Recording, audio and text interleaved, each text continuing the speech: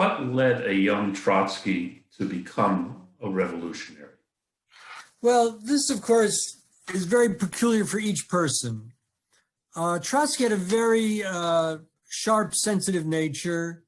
He was very critical of how his father organized his farm, his businesses.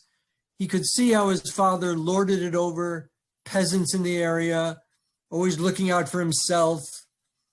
And Trotsky initially was drawn to the socialist revolutionaries, not to Marxism. But when he was in high school in Odessa, he began to read a little more about social and political issues in the country. And then he went back to a town closer to his parents in Nikolaev to finish high school. And that's where he began to read more revolutionary literature that was very prevalent in the early 1890s in the Russian Empire.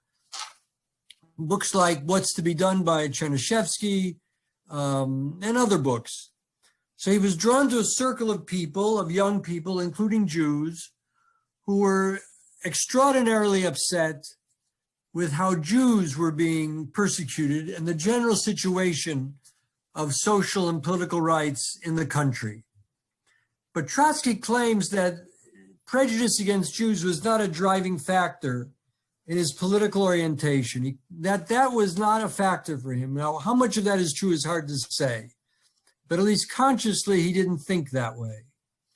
And then he switched very abruptly from being attuned with the socialist revolutionaries to taking a more Marxist approach to what needed to be done. And this occurred in the 1890s. And of course, then the Tsar died and Nicholas II came to power in 1895. The Jewish Bund was established. Lenin and others helped to establish the Social Democratic Party, what became the Communist Party, the Bolsheviks and the Mensheviks. Many Jews were involved in that. And Trotsky came to know them. He was arrested for his activities, sent into Siberian exile. He actually married his first wife in prison. She was a Jewish woman. They were married by a rabbi, not because that was something they were so passionate about or needed, but that was necessary. You're going to get married. You needed a clergyman. You're both Jews. You get married by a rabbi.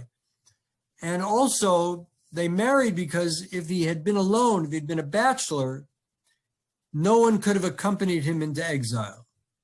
That by being married, they could go together. And Lenin had a similar problem with Krupskaya. They were exiled separately, but then they married. And under law, they had to be kept together in exile.